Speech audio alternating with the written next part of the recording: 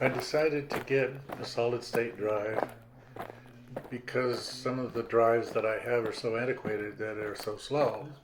And when you're trying to save videos of any size, it takes forever. So I went ahead and got a Samsung 860 EVO and an adapter kit. And I will talk later about some of the problems I had with the adapter kit. But so far so good. It's up and running, and that made my day today when I saw that coming in the mail. Speak French? Heck no. Anyway. A little German maybe. Es tut mir leid. Entschuldigen. Los geht's. Tschüss.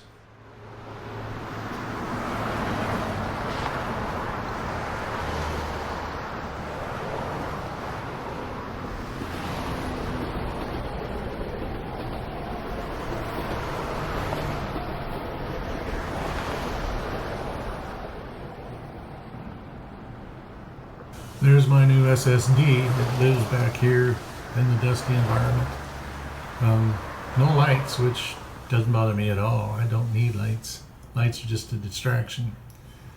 So there's the new 1 terabyte SSD, of which I get maybe 990 some bytes out of, and somewhere it said 600 bytes, so I don't know what I'm getting. But it's fast, smooth, and helps me with my videos.